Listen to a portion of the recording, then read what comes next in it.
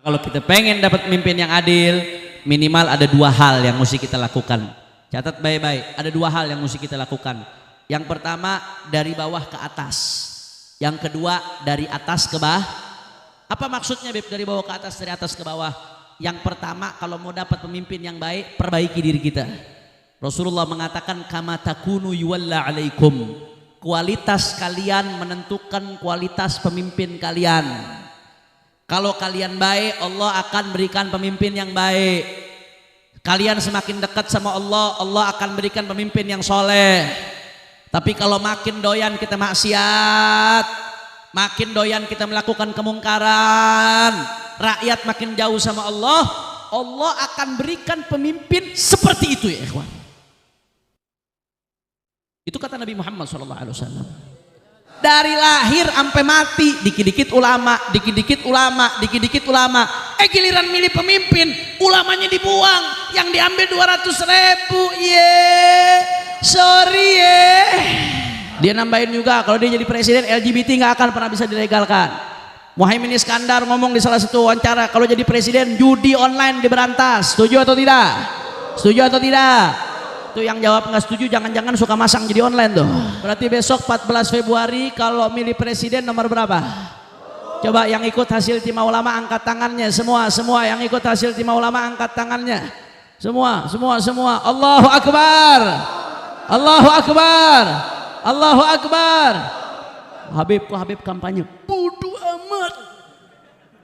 Gua pengen negeri gua makin baik. Betul apa kagak? Saya kalau mau hidup enak Pak, nggak usah ngomong-ngomong beginian. Alhamdulillah rezeki lancar, usaha ada biar kata sedikit. Saudara ngajar di mana-mana. Saya pengajian bulanannya 9 titik saudara. Saya dosen juga. Allah kasih berkah, lancar rezeki. Kalau saya mau hidup enak, apakah ada tekanan, nggak ada risiko? Nggak usah saya ngomong begini-begini saudara. Tapi kalau perjuangan perubahan tidak kita perjuangkan, siapa yang akan memperjuangkan perubahan untuk lebih baik saudara? Betul? Betul? Takbir. Siap kawal perubahan, siap kawal hasil Istimewa Ulama. Takbir.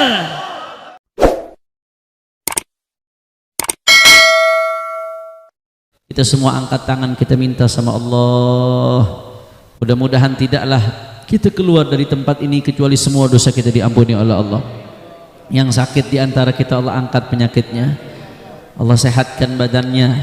Semua yang hadir dilapangkan rezekinya, diberkahi kehidupannya, amin ya rabbal alamin. Ahibba'il kiram, melanjutkan kajian kitab Mukhtasar Sahih al-Bukhari bisanadil muttasil ila al-muallif rahimahullahu ta'ala wa nafa'ana bihi fid darain amin. An Abdullah bin Amr bin al-As radhiyallahu anhuma qala sami'tu Rasulullah صلى الله عليه وسلم يقول إن الله عز وجل لا يقبض العلم انتزاعا ينتزعه من العباد ولكن يقبض العلم بقبض العلماء حتى إذا لم يبق عالم اتخذ الناس رؤوسا جهالا فسئلوا فأفتوا بغير علم فضلوا وأضلوا نسأل الله العافية. Dari sahabat Sayyidina Abdullah bin Amr bin al-As radhiyallahu anhuma, beliau mengatakan bahwasanya baginda Nabi besar Muhammad sallallahu alaihi wasallam bersabda, kata Nabi Muhammad, innallaha, sesungguhnya Allah subhanahu wa ta'ala la yagbidul ilman tiza'an yantazi'uhu minal ibad. Allah enggak mencabut ilmu secara sekaligus. Nanti kan di akhir zaman itu ilmu habis, udah nggak ada lagi. Bahkan di dalam hadis disebutkan ta'ti qiyamah wa laisa 'alal ardi man yaqulu Allah atau kama qala sallallahu alaihi wasallam. Nanti di hari kiamat tuh begitu kiamat datang, di atas bumi udah lagi nggak ada yang mengucapkan Allah. Bahkan mudah-mudahan kita nggak ngalamin tuh zaman, karena fitnahnya luar biasa. Nah, sebagian ulama minta supaya ngalamin zaman Imam Mahdi, minta ngalamin jadi pasukan Imam Mahdi. Doa sama Allah minta seperti itu.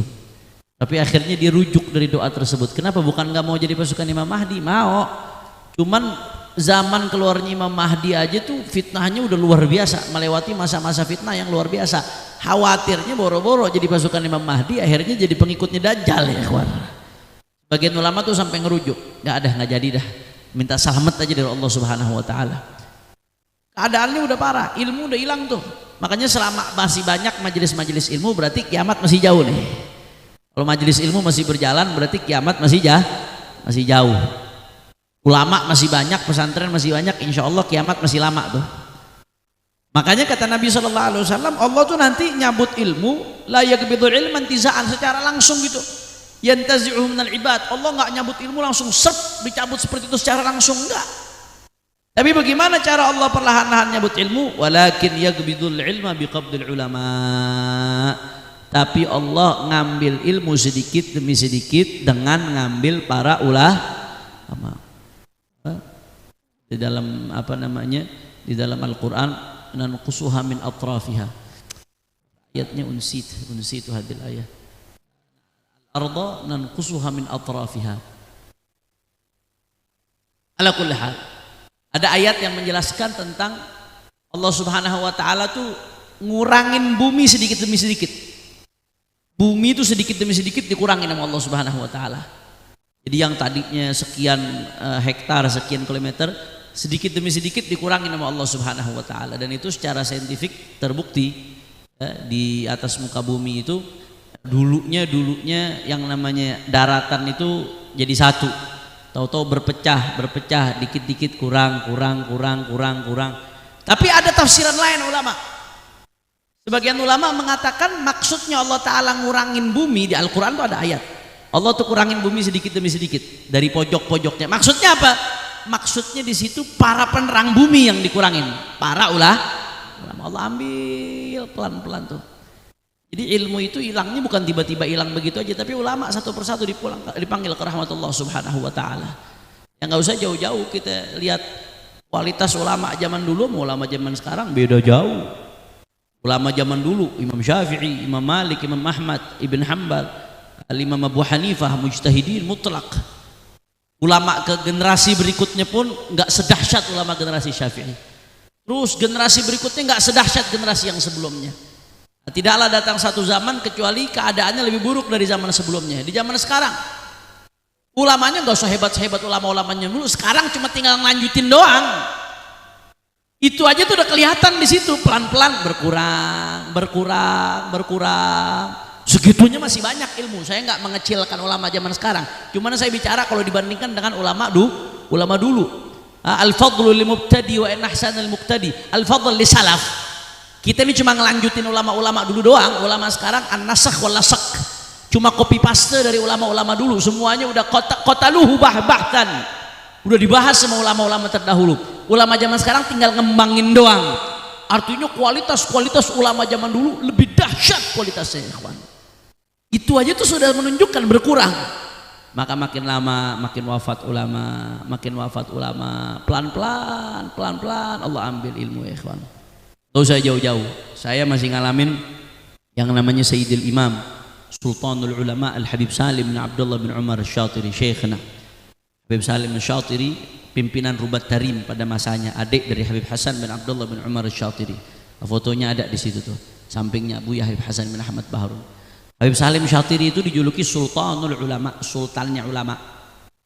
Pernah saya dengar dari beberapa murid beliau cerita, itu Habib Salim Syatiri, kalau perpustakaan beliau besar, perpustakaan beliau tuh gede, perpustakaan Habib Salim.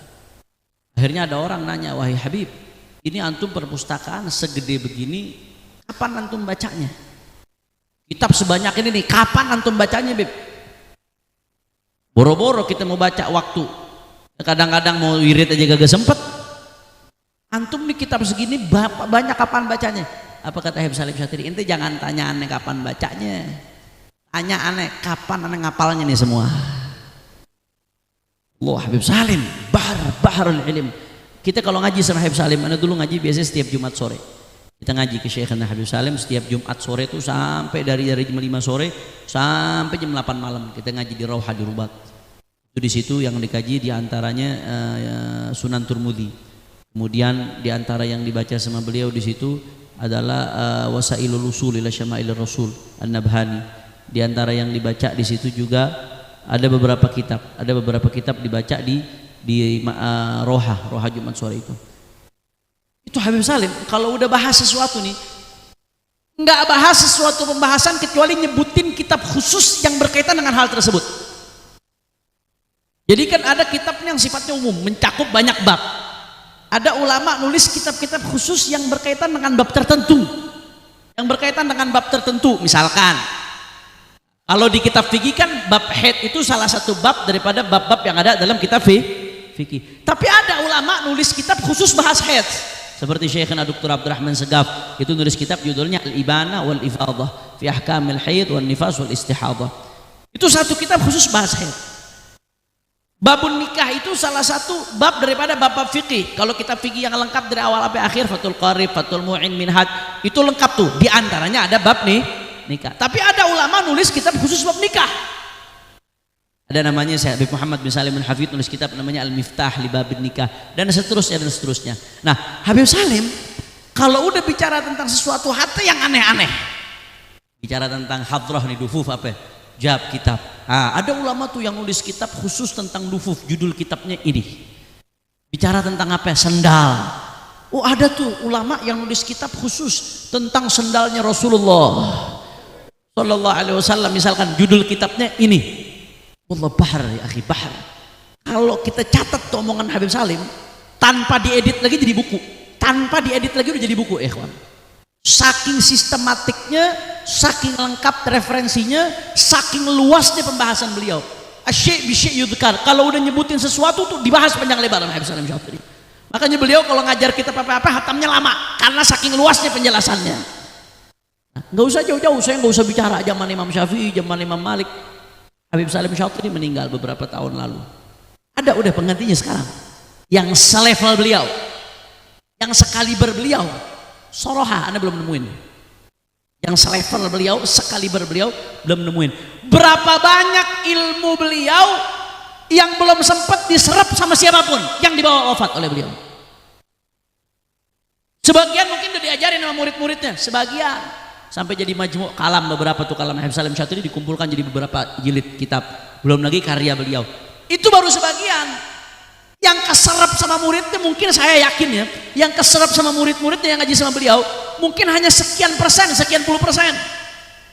Ulama begitu wafat, ilmu yang dibawa di dadanya yang belum sempat diserap oleh orang lain jauh lebih banyak daripada yang udah diserap, ya ikhwan. Ini saya baru kasih contoh satu. Bagaimana dengan ulama-ulama sebelumnya? Abu Yazid Muhammad bin Alawi Al-Maliki alaihi rahmatullah, allama bahar kabir, luar biasa, lautan ilmu saudara, lautan ilmu, lautan ma'rifah. Itu meninggal dunia, kira-kira berapa banyak tuh ilmu yang ada di dada beliau yang belum sempat ditangkap sama orang? Mungkin nggak kehingga ya ikhwan. Sudurul ahrar kuburul asrar, sudurul ahrar kuburul asrar. Dada-dadanya orang-orang yang merdeka, mereka ini orang-orang ahlillah, para hamba-hambanya Allah subhanahu wa ta'ala yang hatinya hanya bergantung kepada Allah, yang hatinya nggak bergantung sama manusia, nggak ngarepin pujian manusia, nggak ngarepin hartanya manusia, yang diharapkan hanya Allah subhanahu. Mereka tuh adalah ahrar, orang-orang yang merdeka. Sudurul ahrar kuburul asrar. Dada-dada mereka para kekasih Allah itu adalah kuburannya rahasia.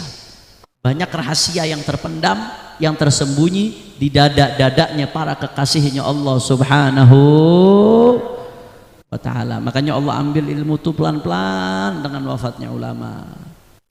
Makanya mumpung kalau punya ada ulama di tengah-tengah kita, ada guru di tengah-tengah kita, ambil ilmunya, ngaji, jangan nggak ngaji. Ntar begitu udah mati baru nyesal, begitu udah wafat baru udah bikin status, ya Allah kita kehilangan lagi paku bumi ini. Wah, macem-macem deh tuh statusnya. Wah, emot nangisnya sampai 15 biji. Waktu masih hidup lo kagak datang ngaji di tempat dia.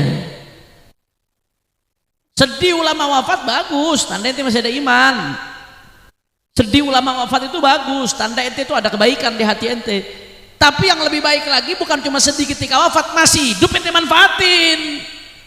Jangan begitu mati baru ngupload status, begitu mati baru bikin meme, Begitu udah meninggal dunia, berpulang ke rahmat Allah Subhanahu wa taala, baru nyesal, nunjukin sedih, Allah nggak ada ulama yang kayak begitu. Begitu bikin pengajian yang hadir 15 orang. Alhamdulillah min dzalik. Mudah-mudahan guru-guru kita para ulama Allah kasih panjang umur, sehat wal afiat. Amin ya rabbal. Maka kita kalau punya guru, punya ulama yang ilmunya luar biasa, kita nggak tahu ilmu guru kita tuh, kita nggak tahu. Banyak hal-hal yang Allah Subhanahu wa taala taruh di dada-dada mereka. Kita di sini nggak jauh ada imam besar Sayyidil Walid Habib Muhammad Rizik Syihab, ada Bahar ya ikhwan. Anda makin dekat sama beliau makin nggak ngejangkau keluasan ilmunya, bukan karena anda mantu anda muji-muji, bukan. Anda soroh apa adanya. Mumpung masih ada, mudah-mudahan beliau panjang umur sehat walafiat. Manfaatin yang baik, manfaatin sebaik mungkin. Ilmunya itu ambil, hadirin majelisnya, dengerin apa yang disampaikan. Kadang-kadang beliau apa yang beliau sampaikan ini hawasil, kesimpulan-kesimpulan yang kalau kita ngaji itu kita bisa dapetin di 5 kitab, di 6 kitab, di 7 kitab. Beliau ringkas dengan mudahnya, disampaikan dengan bahasa yang bisa dicermat. Nggak gampang nyari yang begitu. Kita di sini di Kampung Baru ada muallim Kiai Haji Bunyamin. Ada Bahar, lautan ada. Kelihatannya tawadu, nggak banyak ngomong, tapi luar biasa itu ilmunya, nggak main-main.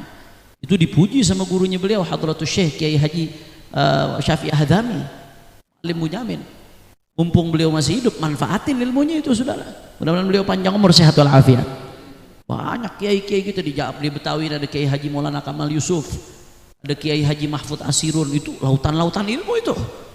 Yang bisa diserap sama muridnya masih sedikit dibanding yang nggak bisa diserap ya ikhwan. Ulama-ulama begitu tuh begitu meninggal dunia baru berasa kita. Mudah-mudahan beliau-beliau ulama-ulama kita Allah kasih panjang umur sehat walafiat. Dan mudah-mudahan Allah nggak haramkan kita dari keberkahan mereka insyaallah. Amin ya rabbal. Maka cara kita mensyukuri nikmat tersebut, hadiri majelis para ulama, istiqamah, hadirnya jangan empot-empotan. Nah, baru gerimis dikit aja udah kagak mau hadir. Hadirnya jangan empot-empotan, istiqamah. Sebelum kita nyesal, umur kita nggak ada yang tahu, ikhwan. Kalau meninggal ulama kita, maka ada ilmu-ilmu di dada mereka yang Allah letakkan di dada mereka, rahasia-rahasia yang belum sempat tersalurkan. Mumpung mereka masih hidup, pancing terus itu rahasia biar keluar. Pancing terus itu cahaya biar keluar, pancing terus itu ilmu biar keluar, biar kita dapat jalan menuju ridho Allah Subhanahu wa taala. Kira-kira jelas atau tidak? Nah, kalau udah ulama habis, hatta idza lam yabqa alimun, sampai-sampai enggak tersisa lagi orang alim.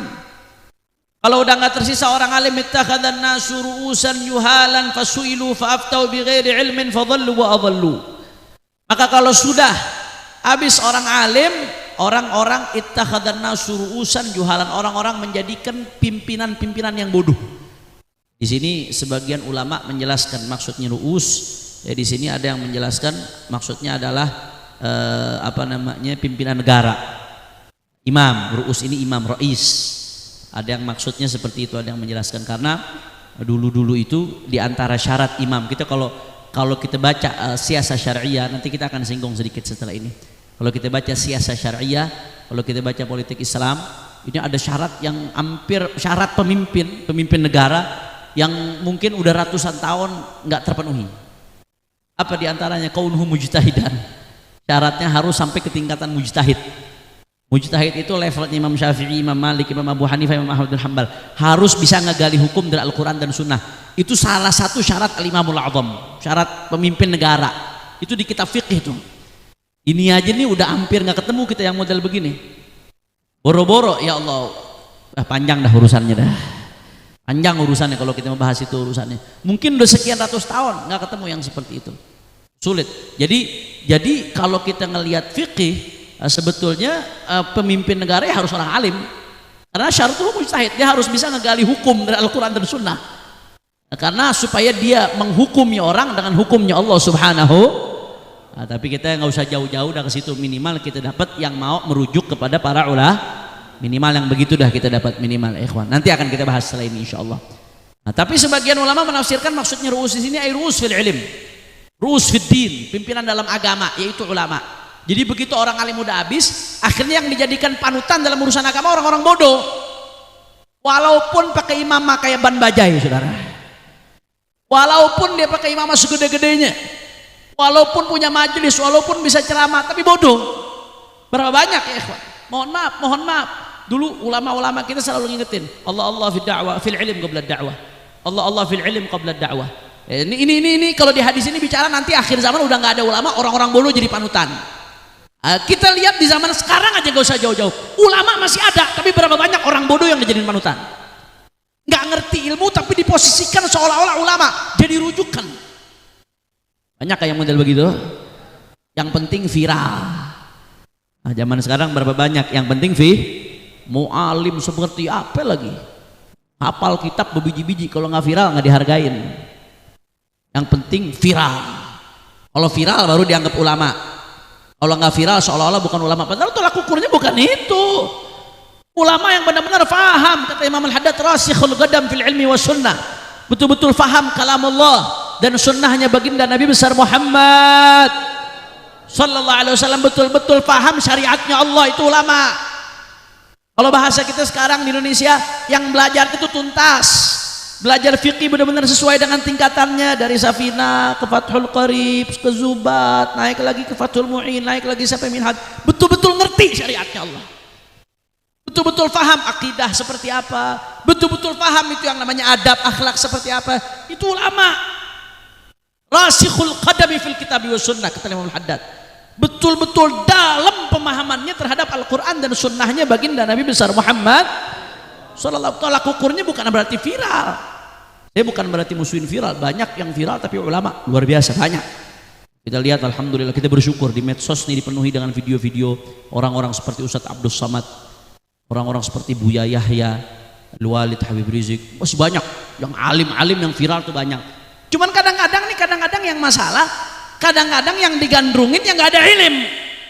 Udah gitu kalau nggak ada ilim sekedar nyampain doang nggak masalah lah saya. Yang penting dia menyampaikan sesuai dengan kadar pengetahuannya. Kadang-kadang ditanya hukum, wah jawabnya ngawur lagi ya ikhwan. Problemnya bukan hanya yang jawab, kadang-kadang yang nanya juga masalah. Kira-kira jelas atau tidak? Ini masih ada ulama, tapi ittakhadhan nasu ru'asa'an juhalan.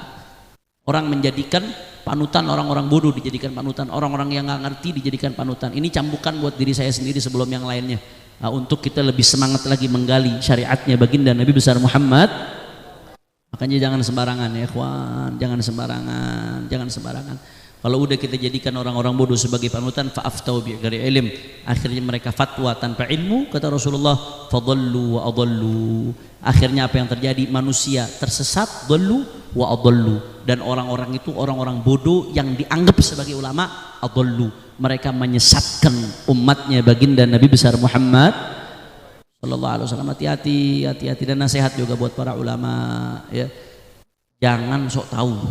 Bagi para ulama, orang yang dianggap ulama, para ustadz atau yang dianggap ustadz, jangan sok tahu. Ketika kita nggak tahu, jangan gengsi untuk mengatakan wallahu a'lam, la adri nisful ilm. Kita nggak tahu itu separuh dari ilmu. Kata-kata la adri wallahu a'lam, nggak tahu, itu bukan aib, itu nisful ilm, itu separuh dari ilmu. La adri, separuh dari ilmu itu. Kata ulama, man afta bi kulli masu'il fahuwa majnun. Orang yang kalau setiap ditanya bisa jawab, itu berarti mesti dibawa ke rumah sakit jiwa katanya. Semua pertanyaan bisa dijawab, itu orang gila. Imam Malik gurunya Imam Syafi'i, itu hati-hati kalau jawab masalah. Dari 40 sekian masalah, Imam Malik ditanya, itu 36 kalau tidak salah. 36 diantaranya beliau jawab wallahu a'lam. Bayangin nih, ini gurunya Imam Syafi'i, Imam Darul Hijrah, imamnya pemimpinnya Madinah, pemimpin ulama Madinah di zamannya. Imam Malik ditanya 40 sekian masalah, banyakan jawab wallahu a'lamnya daripada jawab taunya. Padahal Imam Malik saya yakin kalau mau jawab bisa aja. Beliau punya imkaniyah, punya ahliyah, beliau punya potensi untuk itu. Tapi kenapa beliau jawab wallahu a'lam? Husnudzon saya, beliau mau ngasih pendidikan buat umat setelah beliau. Jangan sembarangan jawab apa yang kau nggak tahu. Pastikan dulu betul-betul tahu. Saya pernah dengar dari sebagian masyayikh, Habib Abdullah bin Umar Syatiri. Habib Abdullah bin Umar Syatiri abahnya Habib Salim, Syekhul Islam, pendiri Rubat Tarim, Allamah Kabir, Habib Abdullah bin Umar Syatiri. Itu kalau sudah ditanya tentang satu masalah yang udah lebih dari 3 hari beliau nggak baca di kitab, beliau mengatakan apa? Sebentar, Anda nggak mau jawab dulu. Tunggu dulu sebentar, biar Anda lihat kitab dulu baru Anda pastikan ke ente, jawab ke ente. Padahal anak yakin beliau tahu jawabannya. Cuma saking hati-hatinya. Kenapa? Karena orang ajra'ukum 'alal fatwa ajra'ukum 'alan nar. Yang paling berani ngeluarin fatwa itu paling berani sama neraka. Karena ente ketika fatwa ngasih jawaban hukum itu bukan jawab atas nama diri ente, bukan. Ente ketika ngeluarkan jawaban tentang hukum, ente jawab mewakili Allah Subhanahu wa taala. Ente jadi jubirnya Allah, jadi jubirnya Rasulullah. Li'annak ma tujib bihukmik anta la, anta tujib bihukmillah, bihukmi Rasulullah. Sholawat dikit banget nih. Rasulullah. Karena kamu jawab bukan dengan jawaban kamu. Kamu jawab itu hukumnya Allah, hukumnya Rasulullah. Maka kembali ke kitab Allah dan sunnahnya Rasulullah dan ijtihadnya para ulama. Bukan pakai akal-akalan kamu sendiri. Maka yang namanya jubir itu hanya sekedar menyampaikan tauqi' an Rabbil Alamin. Makanya Ibnu Qayyim punya kitab I'lamul Muwaqqi'in an Rabbil Alamin. Tauqi' an Rabbil Alamin, seolah-olah kita lagi tanda tangan sebagai wakil dari Tuhan. Maksudnya menyampaikan hukum-hukumnya Allah Subhanahu. Maka kalau kamu menyampaikan hukum Allah ya kamu mesti cek dulu, mesti periksa dulu, mesti tahu bukan dari otak kamu, bukan dari akal kamu, kira-kira jelas atau tidak. Jadi di satu sisi ulamanya mesti hati-hati banget kalau ngejawabnya, ustadz-ustadznya hati-hati kalau ngejawab fatwa, ngejawab hukum itu jangan sembarangan, hati-hati betul. Jangan gengsi untuk mengatakan wallahu a'lam, saya nggak tahu, jangan gengsi. Tapi di sisi lain umatnya juga mesti dibikin sadar, umatnya juga mesti dibikin sadar. Jangan ulama ngomong wallahu a'lam dipandang sebelah mata. Ah bego tuh kiai, bego tuh Habib, ditanya kagak tahu mulu, ditanya wallahu a'lam mulu. Ente dapat guru kalau ditanya jawabnya wallahu a'lam, berarti ente mesti pegang tuh guru. Di guru alim ngaji, emang ulama dia. Tapi begitu ditanya sering wallahu a'lam, ane cari dulu. Wallahu a'lam, ane murojaah dulu. Ente mesti pegang tuh guru tuh. Kenapa? Berarti dia benar-benar hati-hati dalam jawab hukumnya Allah. Dia pastiin dulu, bukan asal keluar dari kepalanya, bukan asal keluar dari omongannya, tapi betul-betul hukumnya Allah Subhanahu. Jelas atau tidak? Jadi dua-duanya nih mesti dikasih pemahaman. Ulamanya mesti jaga diri, jangan sembarangan. Nah, dulu tuh kadang-kadang sahabat kalau ditanya tentang satu masalah itu oper-operan, kamu saja yang jawab, kamu saja yang jawab. Sampai sekian orang, sampai balik ke orang pertama lagi. Saking takutnya sahabat kalau ngejawab tentang hukum. Ada masalah-masalah yang kalau untuk mecahin masalah tersebut ijtama' lahu ahlul badr. Sampai ahlul badr itu dikumpulin buat jawab masalah kadang-kadang. Sahabat-sahabat yang hadir Badar itu sahabat-sahabat yang dapat kabar gembira ampunan dari Allah Subhanahu wa taala. Dikumpulin untuk mecahkan masalah. Sahabat-sahabat Sayyidina Umar bin Khattab berapa kali ditanya tentang suatu masalah dicari Sayyidina Ali bin Abi Thalib, nggak ada gengsi, enggak. Sayyidina Umar nggak ada gengsi, diserahkan ke Sayyidina Ali bin Abi Thalib misalkan karena dianggap Sayyidina Ali lebih alim. Babu ilmi Rasulullah sallallahu alaihi wasallam, pintu kota ilmunya Rasulullah sallallahu alaihi wasallam. Kadang-kadang diserahkan kepada Sayyidina Ali bin Abi Thalib untuk jawab, laula Ali lahalaka Umar. Sayyidina Umar bin Khattab sampai ngomong, kalau bukan gara-gara Ali Umar udah hancur. Itu Sayyidina Umar yang ngomong, laula Ali lahalaka Umar. Kalau bukan gara-gara ada Ali yang ngejawab, Umar udah binasa. Sayyidina Umar bin Khattab ngomong gitu sendiri karena Sayyidina Ali berhasil mencahkan masalah-masalah dengan pandangan-pandangan syariat. Enggak ada gengsi Sayyidina Umar bin Khattab.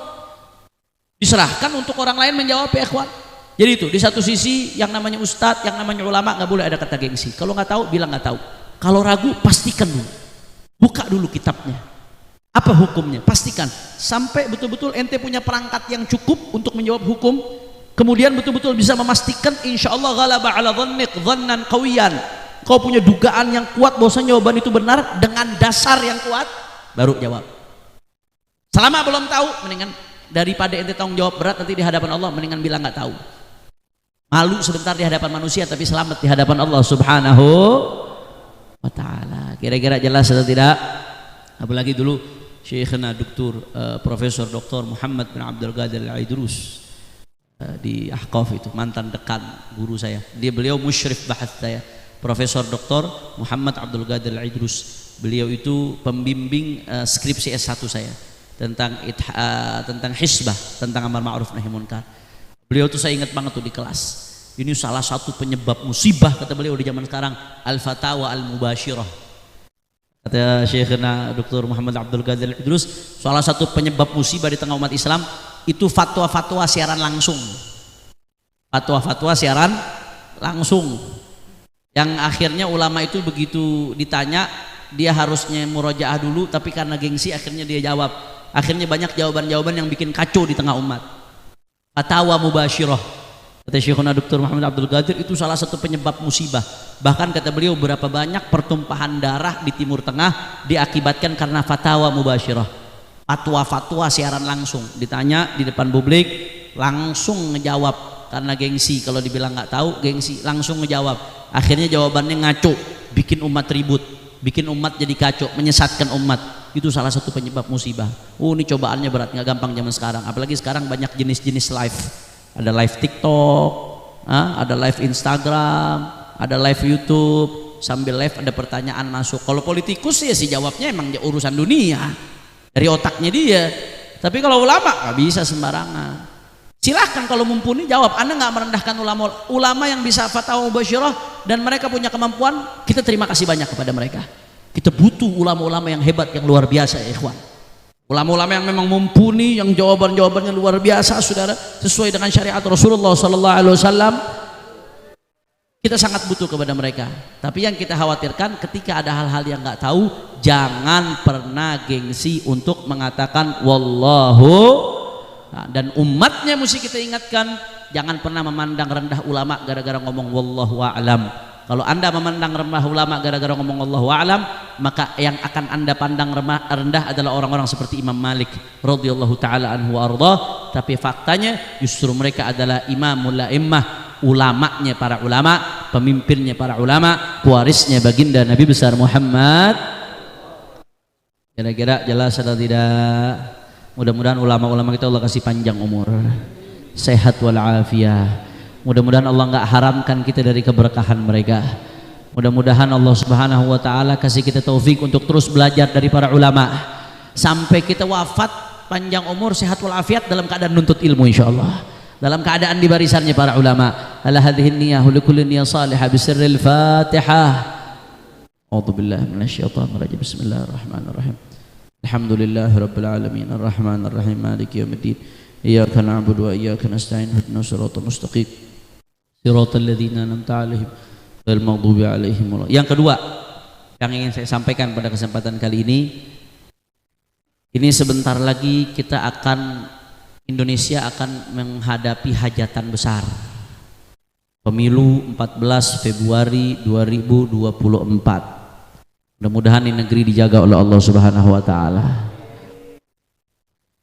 Tentu kita semua merindukan pemimpin yang baik, betul? Rindu nggak pemimpin yang baik? Rindu pemimpin yang adil? Rindu pemimpin yang takut sama Allah?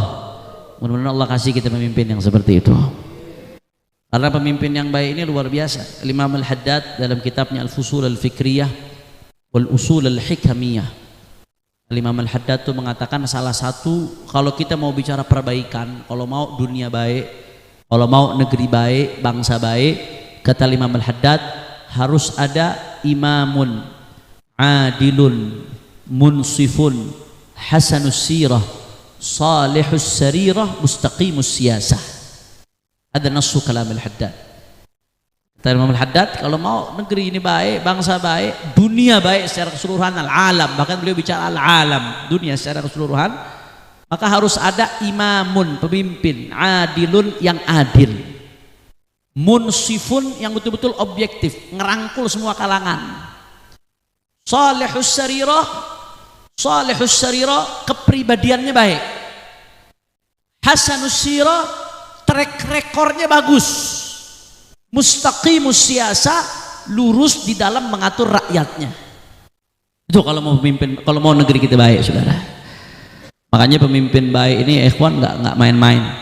Pemimpin yang baik itu pemimpin yang adil, saking dahsyatnya pengaruhnya sampai-sampai Allah Ta'ala menjadikan mereka termasuk minas sab'atil ladzi yudhilluhumullah yauma la dhilla illa dhilluh, termasuk 7 golongan yang Allah berikan naungan di hari kiamat ketika tidak ada naungan kecuali naungannya Allah.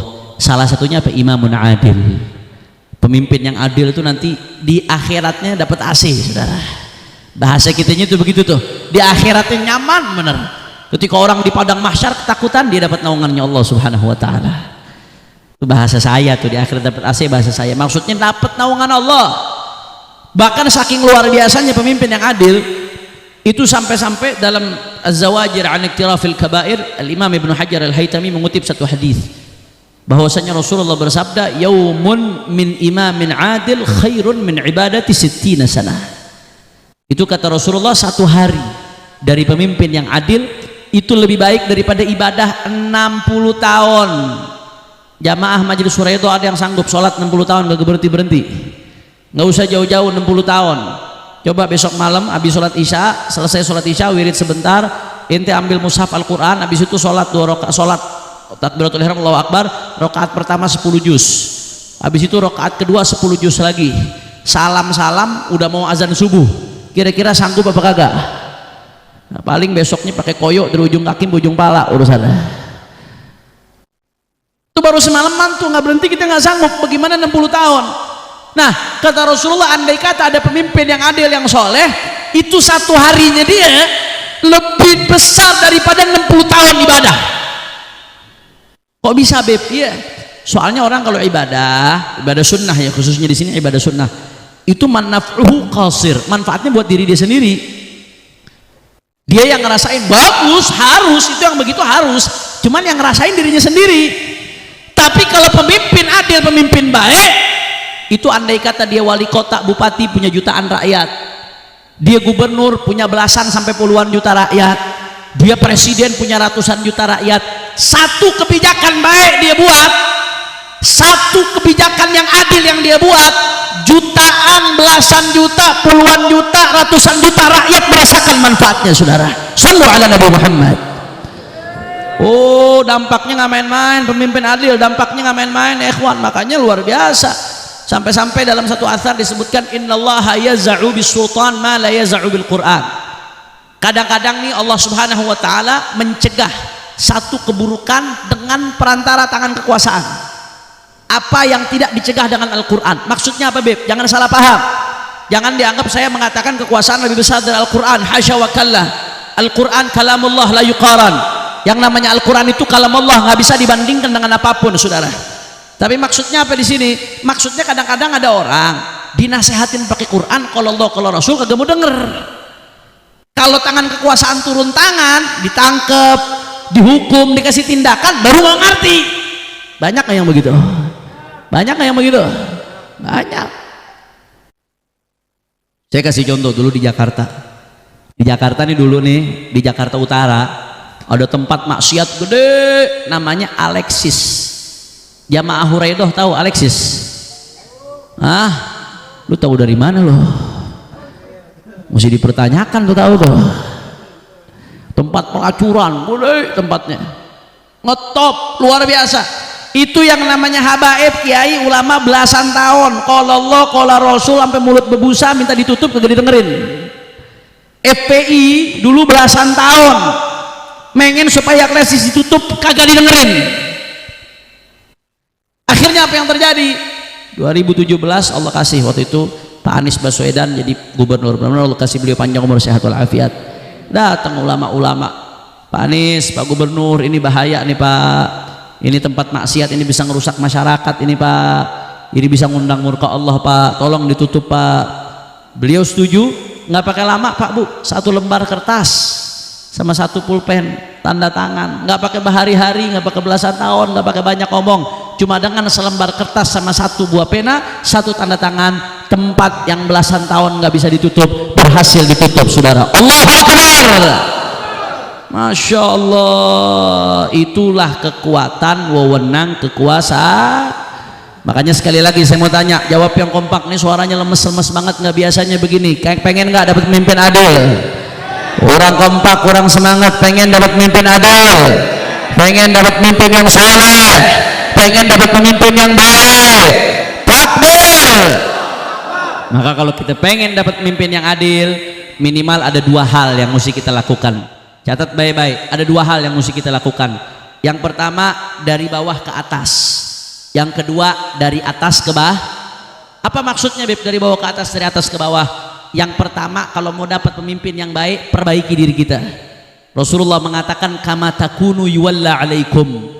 Kualitas kalian menentukan kualitas pemimpin kalian. Kalau kalian baik, Allah akan berikan pemimpin yang baik. Kalian semakin dekat sama Allah, Allah akan berikan pemimpin yang soleh.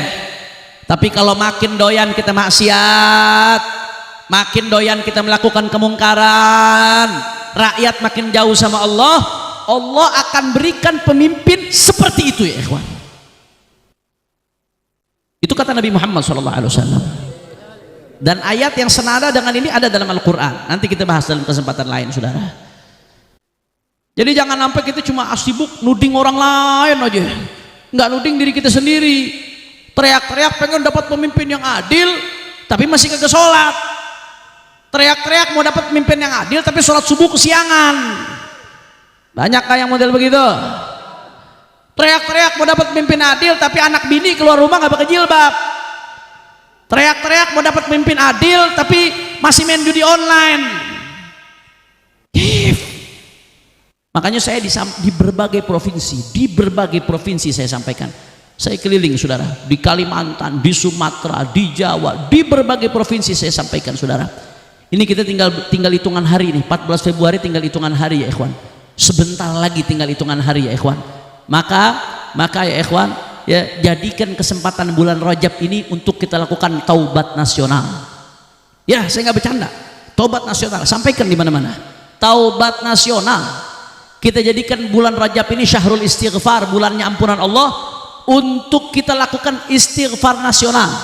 Kalau umat Islam dari Sabang sampai Merauke berusaha untuk minta ampun sama Allah, taubat kembali kepada Allah Subhanahu wa taala, istighfar minta ampun, introspeksi dirinya, introspeksi keluarganya, introspeksi orang-orang di sekitarnya, insya Allah Allah akan bukakan jalan kita pemimpin yang baik. Insya. Maka sebelum saya lanjutkan, ayo sama-sama kita baca istighfar. Kita baca istighfar, kita minta ampun sama Allah Subhanahu wa taala. Mudah-mudahan bi barakatil istighfar Allah angkat pemimpin yang saleh. Mudah-mudahan bi barakatil istighfar jangan sampai karena dosa-dosa kita Allah taala berikan kita pemimpin yang jahat ya ikhwan. Jangan sampai gara-gara dosa kita Allah berikan kita pemimpin yang saleh. Na'udzubillah min. Sama-sama semuanya keluarin suaranya. Astaghfirullah.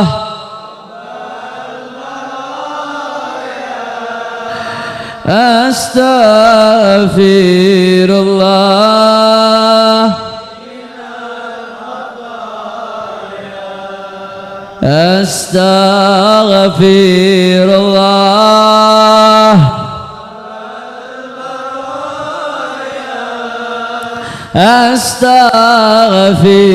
Astaghfirullah. Rabbi zidni ilman nafi'an wa waffiqni amalan salihan wa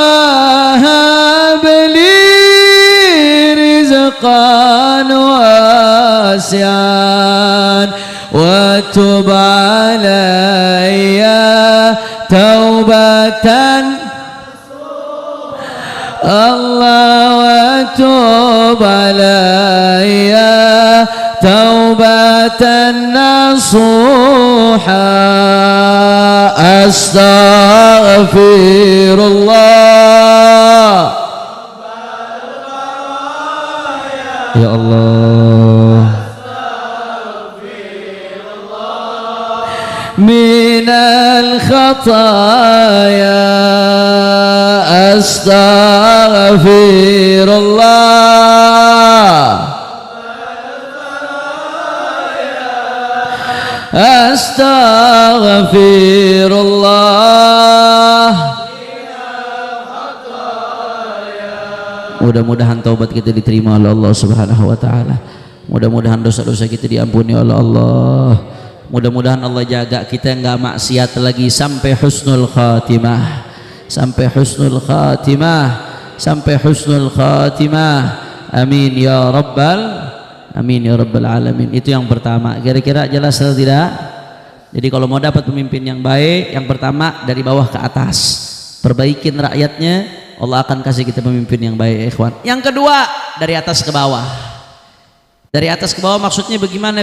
Pemimpin yang baik, yang adil, nggak datang begitu saja ketika kita berpangku tangan, diam-diam tahu-tahu datang, kagak, mesti diperjuangin. Makanya Al-Imam Ibrahim Al-Laqani dalam kitabnya Jauharatut Tauhid mengatakan apa? Wa wajibun nasbul imamil adli bisyar'i fa'lam la bihukmil aqli. Ngangkat pemimpin yang adil itu wajib. Itu orang semangat itu wajib.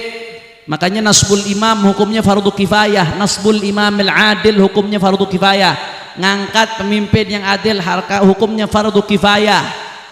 Fardu kifayah itu artinya apa? Harus ada orang cukup yang melakukan ini, bukan hanya satu orang yang cukup yang bisa menggugurkan kewajiban ini, ikhwan. Hukumnya fardu kifayah. Kalau umat nggak ada yang berusaha ngangkat pemimpin adil, bisa dosa rame-rame, ikhwan. Wajib hukumnya ngangkat pemimpin adil.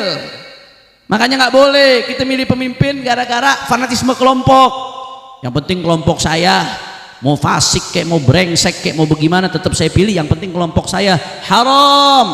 Bangsa kita terlalu besar untuk kita korbankan karena fanatisme kelompok, saudara. Nggak boleh kita milih pemimpin gara-gara jawab yang jujur. Ini mendekati pemilu, yang suka nebar duit banyak apa kagak? Banyak apa kagak? Tahu rental PS? Tahu rental PS? Itu rental PS, kira-kira PS 5 disewa sebulan 200.000, dapat apa kagak? Hah? Kagak bakal dapat. 200.000 sebulan. PS di sebulan 200.000 kagak mau. Lah ini ngaku cinta NKRI, ngaku umat Nabi, dikasih 200.000 disogok buat 5 tahun, girang. Sorry betul apa kagak? Hati-hati, diancam sama Nabi Muhammad sallallahu alaihi wasallam dalam hadis riwayat Sahih Al-Bukhari. Kata Rasulullah, "Thalathun la yukallimuhumullah yaumal qiyamah wa la yuzakkihim wa lahum adzabun alim." Kata Nabi Muhammad, ada 3 golongan nanti di hari kiamat yang gak akan diajak bicara oleh Allah, tidak akan disucikan oleh Allah, walahum adzabun alim, dan mereka mendapatkan adab yang pedih. Siapa 3 golongan tersebut? Di antaranya kata Nabi Muhammad adalah rajulun baya'a imaman lam yubayi'hu illa lidunya fa in a'tahu ma yurid waffalahu wa in lam yu'tih la yuwaffilahu. Shadaqa Rasulullah sallallahu alaihi wasallam. Di antara yang diancam sama Nabi tadi itu, kalau ada orang yang baya'a imaman, membaiat imam. Baiat itu bahasa fikih. Baiat itu bahasa fikih. Kalau zaman sekarang dalam konteks demokrasi, saudara, takyif fikihnya panjang kalau kita mau bahas. Tapi takyif fikih dalam konteks kekinian, baiat itu apa? Ya milih. Takyif fikih dalam konteks kekinian, baiat itu ya milih, ya ikhwan. Panjang kalau kita mau bahas, panjang, saudara. Artinya siapa orang yang milih pemimpin cuma gara-gara duit, wani piro. Ini buat siapa aja nih, bukan buat umat doang, bukan buat rakyat doang, termasuk buat habibnya, termasuk buat kiainya, termasuk buat ulamanya, yang milihnya karena pertimbangan duit. La ilaha illallah, antum mas'ulun amam Allah subhanahu wa ta'ala. Ente bakal ditanya semua di hadapan Allah subhanahu wa ta'ala. Jangan main-main ya ikhwan. Ar-rashi wal murtashi finnar. Nabi ancam, yang nyogok, yang disogok, dua-duanya di neraka. Cuma gara-gara 200.000 mau masuk neraka. Kalau aneh sih sorry Betul apa kagak? Faham? Dan gak sampai di situ ya ikhwan. Catat omongan saya baik-baik. Ini semua rakyat Indonesia dengerin, catat omongan saya baik-baik. Orang kalau naik jabatan dengan cara nebar duit di mana-mana, apapun jabatannya. Mau presiden, mau gubernur, mau bupati, mau DPR RI, DPRD provinsi, DPRD kabupaten, naik jabatan dengan cara nebar duit di mana-mana, politik uang, itu begitu menang, korupsinya pasti lebih gede. Makin gede ngeluarin duitnya, korupsinya pasti makin gede. Pegang omongan saya. Kenapa? Karena nggak ada orang mau bagi-bagi duit gratis, saudara. Siapa yang mau? Begitu naik yang dipikir apa? Balik modal, belum untung. Balik modal, belum untung. Makanya banyak caleg-caleg yang udah ngeluarin duit, tahu-tahu kagak jadi. Apa yang terjadi? Grogol masuk rumah sakit jiwa, saudara. Gila, pusing. Bagaimana cara gua balikin duit nih? Oh, KPK mengatakan politik uang akar korupsi. Akar korupsi. Politik uang hanya akan melahirkan pemimpin-pemimpin yang koruptor, anggota-anggota dewan yang koruptor. Itu semua dari politik uang, saudara. Maka jangan mimpi berantas korupsi kalau kita masih senang dengan politik uang. Jangan mimpi berantas korupsi kalau masih ikut-ikutan dengan politik uang. Na'udzubillah min. Sampai sini paham apa kagak? Jelas. Maka nggak boleh kita milih pemimpin gara-gara duit, milih pemimpin gara-gara fanatisme golongan, gara-gara saudara saya. Padahal udah tahu brengsek, masih didukung. Yang penting saudara gua, nggak ada urusan. Bukan ini tolak ukurnya, saudara. Maka kalau kita milih pemimpin, tolak ukurnya dengan keimanan dan ketakwaan kita kepada Allah Subhanahu wa Ta'ala. Pakai iman, pakai takwa, ikutin, berpolitiklah sesuai dengan adab dan ajaran yang diajarkan baginda Nabi besar Muhammad. Salam beb, emangnya Islam ngajarin politik? Bukannya Islam gak boleh diseret-seret ke politik. Saudara, Islam tuh agama sempurna, paripurna. Urusan cebok aja cebok, urusan yang berkaitan dengan yang najis itu diajarin detail sama Islam. Urusan masuk kamar mandi pakai kaki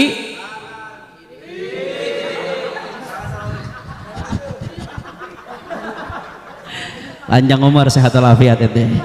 Salah biasa, makanya dia belajar. Kalau udah ngerasa nggak salah, ujung-ujungnya nggak mau ngaji, saudara. Panjang umur sehat walafiat. Tapi jangan pakai kaki kanan masuk kamar mandi ya, ke kiri. Urusan keluar masuk kamar mandi diatur sama Islam. Keluar masuk tempat yang banyak najisnya kamar mandi diajarin sama Islam. Masuk pakai kanan, pakai kaki kiri. Masuk kamar mandi gue ikut-ikutan sama lu tuh. Masuk kamar mandi pakai kaki kiri, keluar kamar mandi pakai kaki. Ini urusan keluar masuk tempat najis diajarin sama Islam. Bagaimana urusan politik yang berkaitan dengan ratusan juta orang, saudara?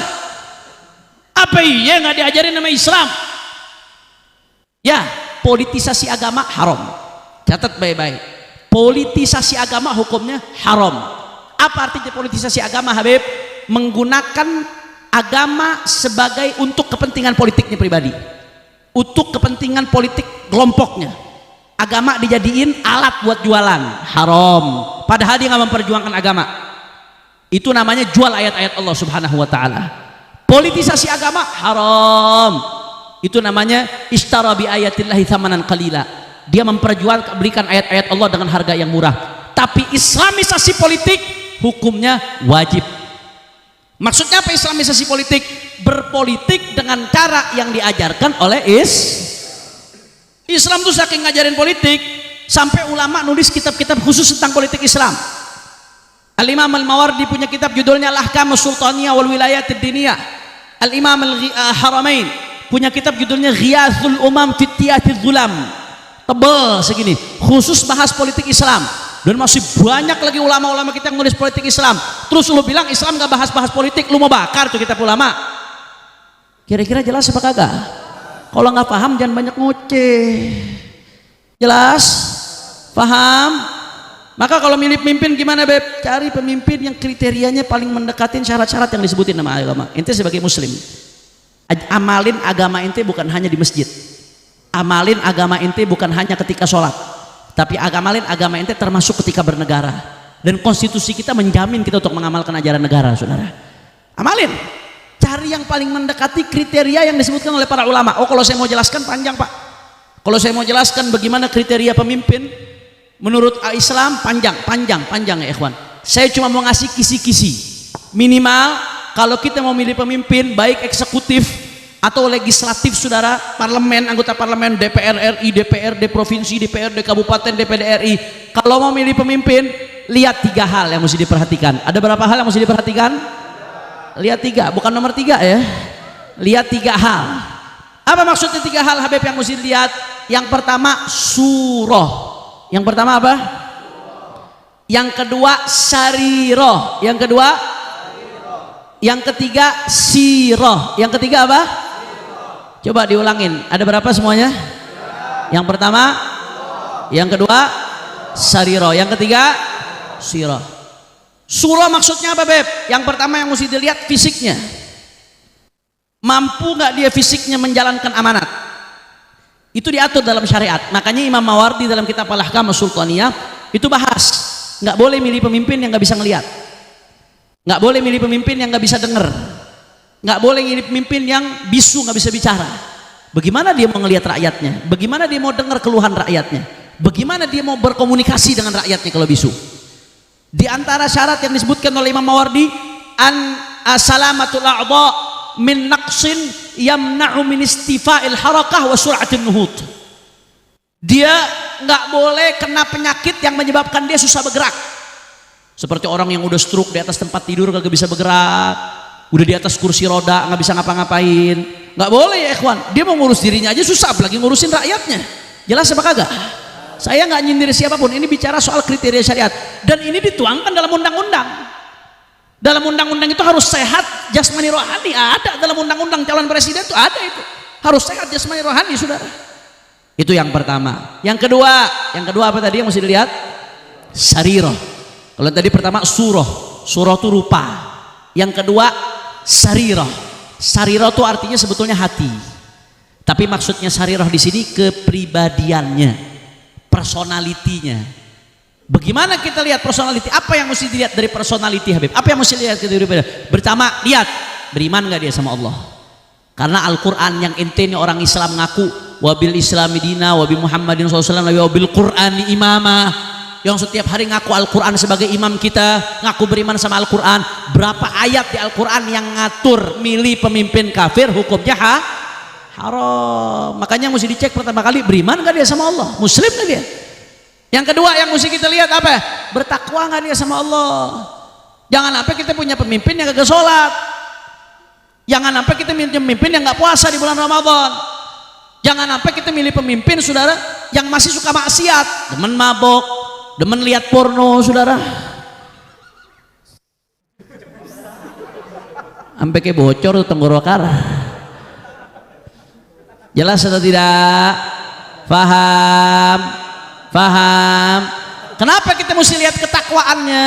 Kenapa kita mesti lihat ketakwaannya? Karena kalau orang fasik yang demen maksiat, Allah aja yang nyiptain dia dihianatin, apalagi rakyat. Pegang omongan baik-baik.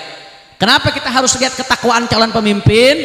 Karena kalau dia fasik, ahli maksiat, nggak sholat, nggak puasa Ramadan, suka ngelanggar aturan Allah, Allah saja yang nyiptakan dia, yang ngasih dia makan, yang ngasih dia kehidupan, itu dikhianatin, apalagi rakyat. Allah aja dia kagak takut, apalagi rakyat. Kira-kira jelas atau tidak? Termasuk fisik, termasuk personality, sarirah, kepribadian yang mesti dilihat.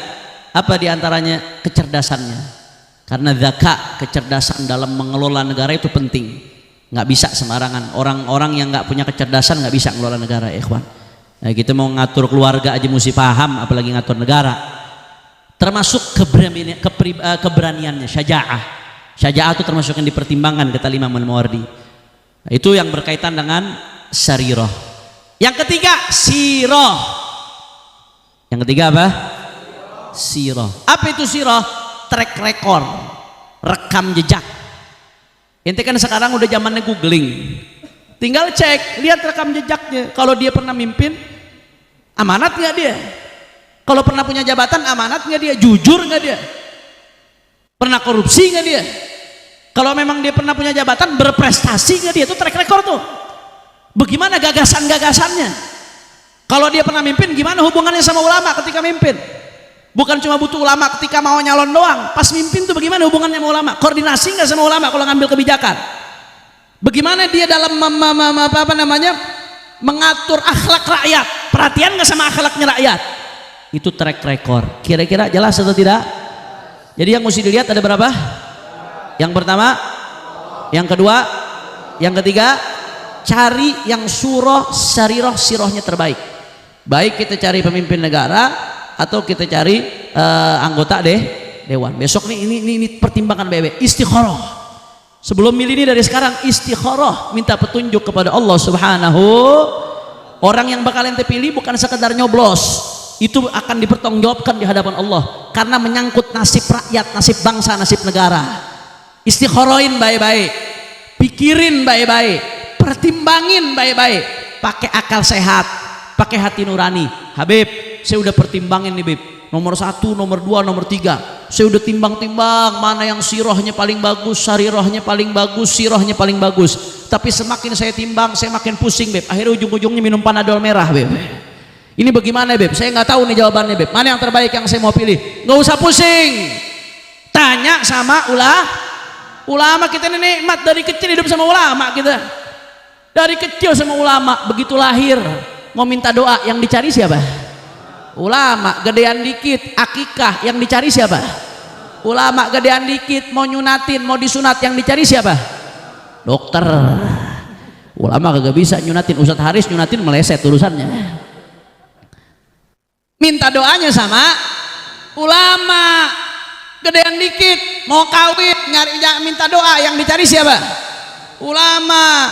Gedean dikit mau bikin rumah selamatan yang dicari siapa? Habis itu sakit minta doa yang dicari siapa? Ulama. Minta doa Beb. Yang dicari ulama.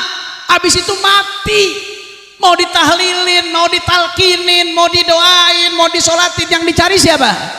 Dari lahir sampai mati dikit-dikit ulama, dikit-dikit ulama, dikit-dikit ulama. Giliran milih pemimpin ulamanya dibuang, yang diambil 200.000.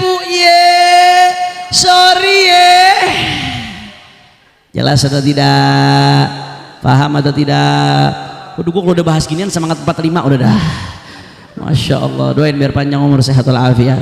Karena ini mesti disuarakan, ulama nih butuh, umat nih butuh tuntunan. Gak bisa umat ditinggalin begitu aja. Umat butuh tuntunan. Makanya kayak kemarin tuh, kenapa Imam besar Sayyidul Walid Al-Habib Muhammad Rizik bin Hussein bin Syihab, mudah-mudahan beliau dijaga zahir batinnya oleh Allah SWT. Kenapa beliau memerintahkan untuk diadakan istimewa ulama di bulan November kemarin? Ya, karena begini ya ikhwan, kalau beliau ini sebentar lagi kita akan milih pemimpin. Gak bisa kita milih pemimpin karena dasar emosi, nggak boleh. Nggak boleh kita milih pemimpin pakai hawa nafsu, nggak boleh. Harus pakai akal dan iman dan ilmu. Maka yang terbaik apa? Kumpulin ulama, kata beliau. Bikinlah yang namanya ijtima ulama. Itu ijtima ulama 18 November 2023. 18 November. Jam 8 pagi sampai jam 9 malam kelarnya. 13 jam di Adzikro Sentul. Yang hadir hampir 1000 ulama dari Sabang sampai Merauke. Hampir 1000 ulama. Itu macam-macam ulama yang hadir. Habaibnya, kiainya, dan tokoh nasional juga hadir sebagian ya ikhwan. Jam 8 pagi sampai jam 9 malam. Itu ulama bahas apa yang dibahas? Ini soal ini nih. Ini 2024 bentar lagi nih kita bakal milih pemimpin. Ini ada 3 calon nih. Ulama nimbang-nimbang. Tentunya di antara 3 calon ini semuanya pasti punya sisi positif. Betul apa kagak? Kita nggak boleh tutup mata buta bilang negatif semuanya, nggak boleh. Kita mesti objektif juga, jujur. Tentunya di antara 3 ini pasti semuanya punya sisi negatif, nggak ada yang sempurna. Betul atau tidak? Pasti ada. Nah, ulama nimbang-nimbang nih, ini diantara 3 nih, mana ya yang sisi positifnya paling banyak? Ini hampir 1000 ulama kumpul. Mana yang sisi negatifnya paling sedikit ya? Mana yang paling besar maslahatnya buat umat? Karena tasarruful imam ala ra'iyah manutun bil maslahah. Pemimpin tuh begitu mimpin, dia harus melakukan yang paling maslahat buat umat. Sehingga ulama mempertimbangkan ini diantara 3 ini yang bakal jadi pemimpin, mana yang bakal ngasih maslahat buat umat lebih gede? Dari pertimbangan surah, sirah, sarirahnya. Di antara 3 ini nih, mana yang mudaratnya paling kecil buat umat? Karena kalau ada 3 pilihan yang baik, cari yang paling baik.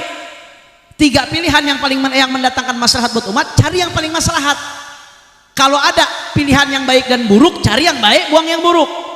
Kalau ada pilihan yang semuanya buruk, cari yang paling dikit keburukannya. Itu rumusnya tuh. Kalau ada pilihan-pilihan yang buruk, idza ta'aradhil mafsadatan ru'iya a'dhamuhuma birtikabi akhaffihima. Kalau ada pilihan-pilihan yang buruk, ambil yang paling ringan keburukannya ya kawan. Maka ulama kumpul musyawarah buat nimbang-nimbang, adu dalil, adu argumen, adu gagasan, adu data di situ dari pagi sampai jam 8 malam, ikhwan. Ini diantara 3 yang mana yang paling baik? Nggak sampai di situ. Nah, ulama juga di sini, ya ikhwan, para ulama di sini shallu ala Rasulillah mengatakan kita ini dukung-mendukung bukan gara-gara duit. Malah kita yang ngeluarin duit, saudara. Kita dukung-mendukung bukan gara-gara pengen nyari jabatan politik, bukan. Kita dukung-dukung pengen gara-gara maslahat umat.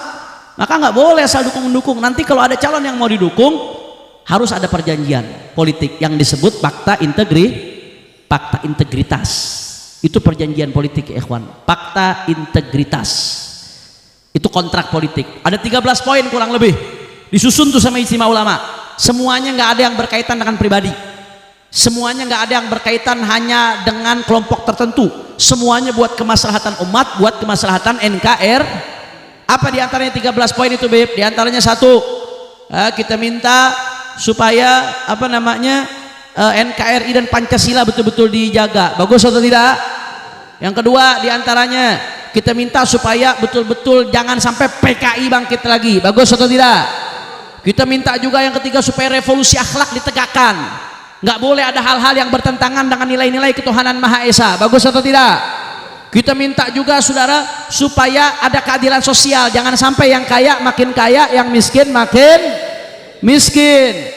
Kita minta juga, ya ikhwan, supaya di situ hukum ditegakkan dengan adil. Jangan sampai tajam ke bawah, tumpul ke atas, dan seterusnya dan seterusnya.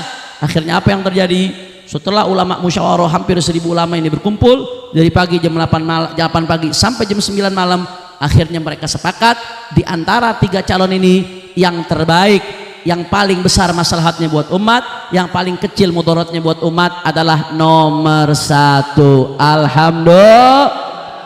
Tapi nggak sampai di situ, ulama nggak mau, kita kagak mau main asal dukung aja. Gua kagak ada urusan sama nomor 1, saudara bukan, kerabat bukan, temen bukan, mau ngapain dukung-mendukung? Satu ormas juga kagak, saudara. Kalau kita mau dukung, tanda tangan dulu dong fakta integritas, karena ini poin-poin yang kita perjuangkan. Kita politik kebangsaan, yang kita perjuangkan itu poin. Akhirnya, saudara, Pak Anies Baswedan tanda tangan, Pak Muhaimin Iskandar tanda tangan, komitmen untuk menjalankan janji politik tersebut, saudara. Bahkan Pak Anies nambahin dalam debat politik nasionalnya, apa kata dia? Kalau saya jadi presiden, itu yang namanya KM50 akan diusut tuntas, saudara. Allahu Akbar. Dia nambahin juga, kalau dia jadi presiden, LGBT nggak akan pernah bisa dilegalkan. Muhaimin Iskandar ngomong di salah satu wawancara, kalau jadi presiden judi online diberantas. Setuju atau tidak? Setuju atau tidak? Tuh yang jawab nggak setuju, jangan-jangan suka masang jadi online tuh. Judi online diberantas, saudara. Ini yang mau kita perjuangin. Kalau nggak masalah aja, kita nggak butuh sama politik, saudara. Ini kebutuhan kita. Makanya saya mau tanya, jawab yang kompak. Semua jamaah Majelis Surayadhah siap perjuangkan hasil ijtima ulama? Kurang kompak, kurang semangat. Siap perjuangkan hasil ijtima ulama? Siap menangkan hasil ijtima ulama? Siap kawal hasil ijtima ulama? Siap jadi pejuang-pejuang hasil ijtima ulama? Berarti besok 14 Februari kalau milih presiden nomor berapa? Coba yang ikut hasil ijtima ulama angkat tangannya. Semua yang ikut hasil ijtima ulama angkat tangannya. Semua. Allahu Akbar. Allahu Akbar. Allahu Akbar. Habib kampanye. Bodoh amat. Gua pengen negeri gua makin baik. Betul apa kagak? Saya kalau mau hidup enak, Pak, nggak usah ngomong-ngomong beginian. Alhamdulillah rezeki lancar. Usaha ada biar kata sedikit, saudara. Ngajar di mana-mana. Saya pengajian bulanannya 9 titik, saudara. Saya dosen juga. Allah kasih berkah, lancar rezeki. Kalau saya mau hidup enak, apakah ada tekanan, nggak ada risiko, nggak usah saya ngomong begini-begini, saudara. Tapi kalau perjuangan perubahan tidak kita perjuangkan, siapa yang akan memperjuangkan perubahan untuk lebih baik, saudara? Betul? Betul? Takbir. Siap kawal perubahan, siap kawal hasil ijtima ulama. Takbir. Makanya besok saudara ini kalau yang hadir cuma berapa ratus orang doang. Saya nggak mau ini berhenti sampai di sini, saudara. Setiap dari kita wajib menjadi agen-agen perubahan, pengawal hasil ijtima ulama. Saya pengen masih ada 10 harian, usahakan 1 orang bisa ngajak 1000 orang, saudara. Bisa? Kalau dulu ngajak 1000 orang susah, kalau zaman sekarang gampang. Dari grup WhatsApp, satu grup WhatsApp ada 250 orang isinya saudara. Sosialisasikan hasil ijtima ulama, sosialisasikan kebaikan. Saya yakin kalau orang sudah tahu yang kita pimpin ini, yang kita dukung ini saudara, bagaimana integritasnya, bagaimana track recordnya, bagaimana programnya, bagaimana kecerdasannya, saya yakin orang yang mau memikir dengan akal, orang yang mau berpikir dengan hati jernih pasti menginginkan perubahan yang lebih baik lagi saudara. Setuju? Setuju? Ini masih ada 10 hari lebih ya, satu orang ngajak 1000 orang, kirim ke grup WhatsApp, grup keluarga, grup tetangga, grup ibu-ibu wali murid anak TK saudara, grup ibu-ibu wali murid anak SD, grup pengajian, grup semua kirim saudara. Ajak tetangga kita, kiri kanan depan belakang, ngajaknya jangan bu miliaris, bukan. Yang pertama dulu, mau perubahan gak bu, pasti tanya seperti itu. Kalau mau ayo ajak, kita suruh milih. Ini amanat ijtima ulama seperti ini bu, bismillah, suara kita akan dipertanggungjawabkan di hadapan Allah subhanahu. Insya makanya saya mau baca pantun, jawab yang kompak pantunnya. Bagaimana jawabnya? Lemes-lemes banget, mentang-mentang belum, gue tahu lu belum makan semua. Jawabnya bagaimana? Orang kompak. Cakep. Bagaimana jawabnya? Orang semangat.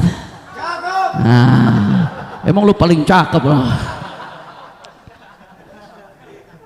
Coba nanti terakhir jawabnya jangan cakep, terakhir semua angkat telunjuknya Allahu Akbar. Bisa? Ayo semuanya sama-sama main bola di Kebayoran Lama. Kurang kompak. Main bola di Kebayoran Lama. Jangan lupa ikut turnamen. Kami patuh ijtima ulama 2024 Anies Presiden. Takbir, takbir. Sallu ala nabi. Allahumma salli wa sallim wa barik alaih wa ala alih. Alhamdulillah. Dan jangan lupa juga insya Allah hari Kamis yang akan datang, Kamis malam Jumat, tanggal berapa itu? 8, Kamis malam Jumat 8 Februari 2024 insya Allah akan ada istighatsah kubra untuk keselamatan NKRI dan kemenangan Palestina, karena urusan Palestina belum selesai ikhwan. Ini Palestina lagi dibombardir luar biasa. Mudah-mudahan saudara-saudara kita di Palestina diberikan kemenangan oleh Allah. Tapi kita juga mesti doa buat keselamatan NKRI, biar nih pasangan yang diusung ijtima ulama dimenangkan oleh Allah Subhanahu wa taala. Dan kita doa juga mudah-mudahan gak ada yang curang insyaallah. Yang niat-niat curang akan jadi senjata makan tuan, mudah-mudahan berbalik ke dia. Amin ya Allah. Amin ya Allah. Ya Rabbal, saya minta semua jamaah Majelis Suraidha hadir tanggal 8 Februari 2024 mulai ba'da Isya sampai selesai, istighatsah kubra untuk keselamatan NKRI dan kemenangan Palestina. Tempatnya di Kemayoran. Di lapangan apa Ustaz Haris? Hah? Lapangan parkir yang mana? Ntar parkir Alfa lagi. Pokoknya nanti memenya nyusul ya. Siap hadir? Siap sebarkan? Siap siarkan? Allahumma sholli ala Muhammad. Allahumma sholli wa sallim barik alaihi. Ini aja yang saya sampaikan. Mudah-mudahan yang sedikit ini bisa bermanfaat.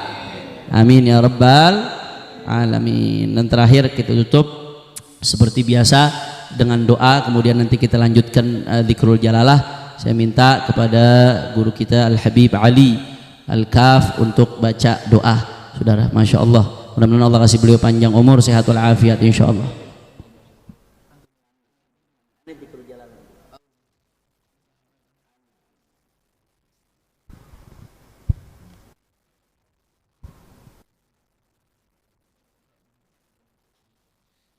اللهم صل وسلم وبارك عليه وعلى آله. ولما نظم الفكر من دراري الأوصاف المحمدية عقودا توجهت إلى الله متوسلا بسيدي وحبيبي محمد صلى الله عليه وسلم أن يجعل سعي فيه مشكورا وفعلي فيه محمودا، وأن يكتب عملي في الأعمال المقبولة وتوجهي في التوجهات الخالصة والصلات الموصولة. اللهم يا من إليه تتوجه الآمال فتعود ظافرة، وعلى باب عزته تحط الرحال فتغشاها منه الفيوضات الغامرة.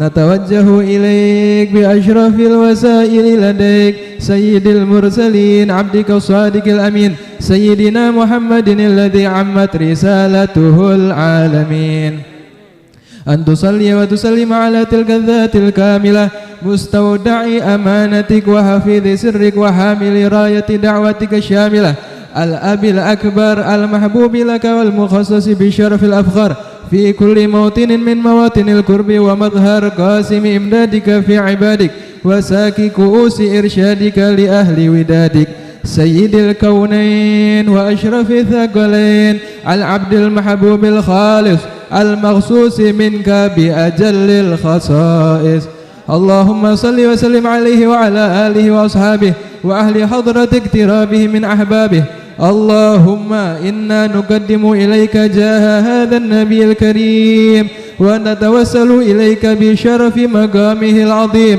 أن تلاحظنا في حركاتنا وسكناتنا بعين عنايتك وأن تحفظنا في جميع أدوارنا وتقلباتنا بجميل رعايتك وحسين وقايتك وأن تبلغنا من شرف القرب إليك وإلى هذا الحبيب غاية آمالنا وتتقبل منا ما تحركنا فيه من نياتنا وأعمالنا وتجعلنا في حضرة هذا الحبيب من الحاضرين وفي طرائق اتباعه من السالكين ولحقك وحقه من المؤدين ولعهدك من الحافظين اللهم إنا لنا أطمعا في رحمتك الخاصة فلا تحرمنا وذنونا جميلة هي وسيلتنا إليك فلا تخيبنا آمنا بك وبرسولك وما جاء به من الدين وتوجهنا به إليك مستشفعين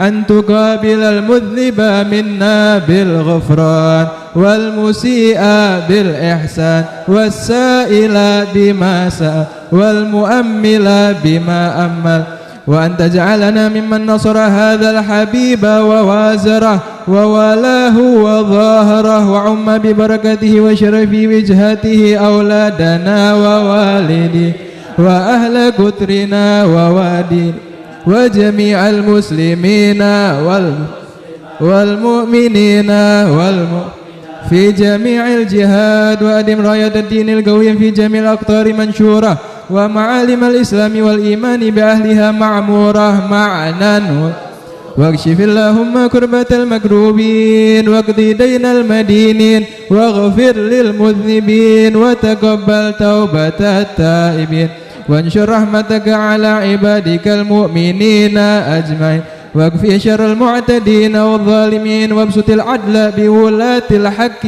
في جميع النواحي والأقطار وأيدهم بتأييد من عندك ونصر على المعاندين من المنافقين والكفر واجعلنا يا ربي في الحسن الحسين من جميع البلايا وفي الحرز المكين من الذنوب والخطايا وأدمنا في العمل بطاعتك والصدق في خدمتك قائمين وإذا توفيتنا فتوفنا مسلمين مؤمنين واختم لنا منك بخير وصل وسلم على هذا الحبيب المحبوب للأجسام والأرواح والقلوب وعلى آله وصحبه ومن إليه منسوب وآخر دعوانا أن الحمد لله رب العالمين بسر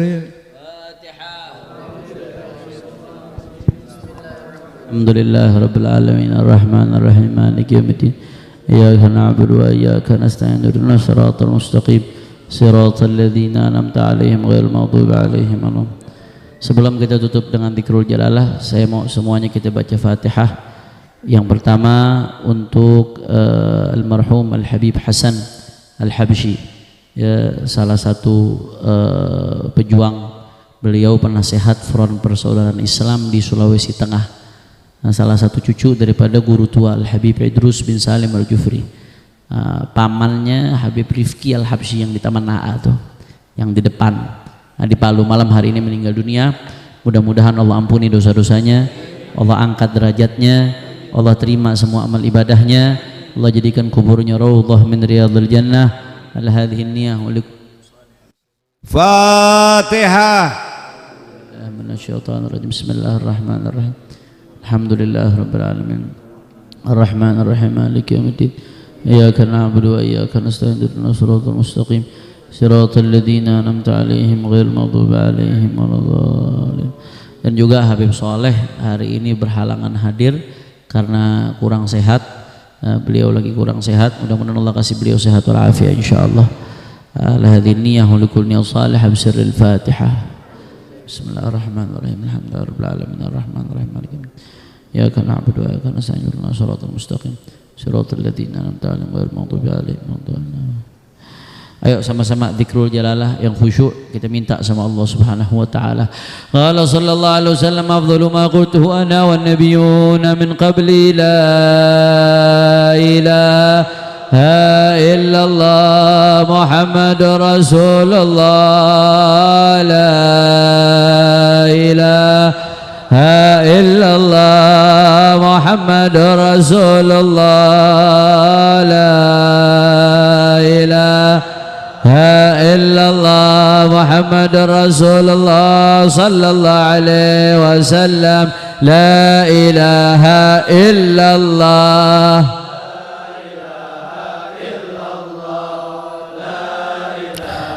illallah la ilaha illallah la ilaha illallah la ilaha illallah la ilaha illa Allah Allah Allah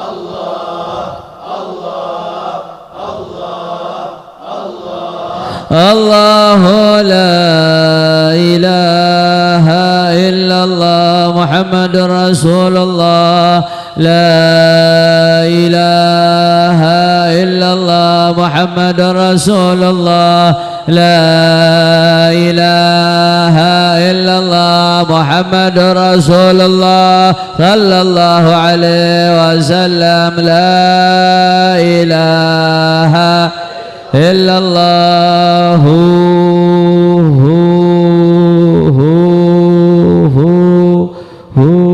kalimatu haqqin 'alaiha nahy wa 'alaiha namut biha nab'ats insyaallah ta'ala minal aminin bi rahmatika ya arhamar rahimin walhamdulillahi rabbil dan